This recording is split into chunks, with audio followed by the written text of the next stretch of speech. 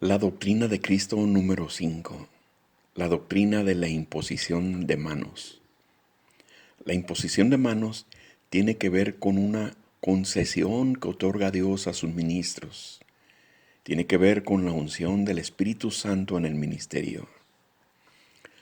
La imposición de manos no tiene nada que ver con transmitir poder o poderes por medio de las manos, porque no se trata de metafísica ni ciencias ocultas. Solo tiene que ver con el ejercicio del ministerio. La imposición de manos la ejerció el mismo Señor Jesucristo durante su labor ministerial, y esta misma fue revelada a Pablo como parte de una ordenanza que se debe ejercer en la iglesia de Cristo. De conformidad con la palabra de Dios, la imposición de manos se cumple en dos finalidades. Número uno, para ministrar a los miembros de la iglesia, ya sea milagros, sanidades, lenguas, profecía o el bautismo en el Espíritu Santo. Y dos, para ungir a un nuevo ministro de la iglesia. Por otro lado, la imposición de manos es conferida para los ancianos de la iglesia, quienes forman parte del presbiterio de la iglesia. En el caso de la imposición de manos para ministrar fruto de los dones espirituales, la imposición de manos no es el requisito indispensable para que Dios conceda la gracia a los miembros de la iglesia. Es decir, que los milagros y prodigios o las liberaciones y bautismo en el Espíritu Santo, si es la voluntad de Dios, se dará con o sin la imposición de manos. Pues el Señor mismo nos lo muestra en los Evangelios y en el proceder de la iglesia primitiva del libro de los Hechos. Dice la palabra en Marcos 16, versos 17 y 18. Y estas señales seguirán a los que creen. En mi nombre echarán fuera demonios, hablarán nuevas lenguas, tomarán en sus manos serpientes, y si bebieres cosa mortífera, no les hará daño. Sobre los enfermos pondrán sus manos y sanarán. Por medio de este pasaje bíblico, Dios nos está dando a sus discípulos el poder para llevar su ministerio a toda criatura.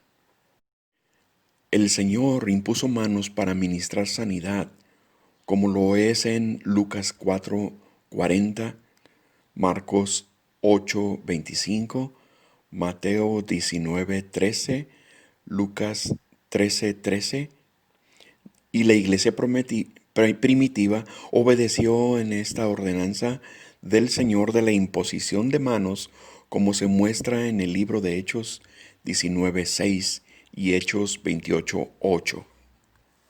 Sin embargo, la imposición de manos no es precisamente el requisito para manifestar el milagro de Dios, pues el mismo Señor lo hizo de otras formas distintas, como es el caso de Bartimeo en el capítulo 9 de Juan, a quien Jesús mandó que se lavara en el estanque del Siloé, o el caso del siervo del centurión en Mateo 8:13, y como la mujer del flujo de sangre en Marcos 5:28.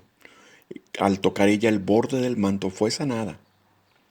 De ese mismo modo, sus discípulos en la iglesia de Hechos. En el caso de la imposición de manos para ungir a un ministro nuevo, en respecto de esta ordenanza de imponer manos para ungir a ese nuevo ministro, se asemeja a ungir con aceite, como lo hizo Samuel con Saúl y con David como reyes de Israel. Es decir, que en este caso la imposición de manos se asemeja a vaciar el aceite del cuerno para ungir a un nuevo miembro, a un nuevo ministro. Dios mismo había indicado la imposición de manos a Moisés en Números 27:18. Josué no hizo nada como líder hasta que Moisés lo ungió.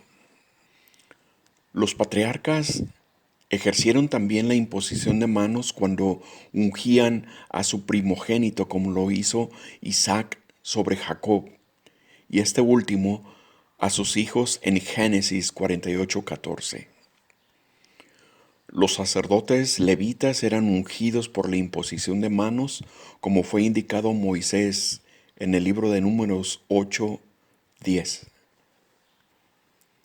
De ese modo, la imposición de manos fue una forma de ungir al recién nombrado siervo de Dios, como dice en Hebreos 6:6. Tal es enseñado por Pablo en Primera de Timoteo 4:14.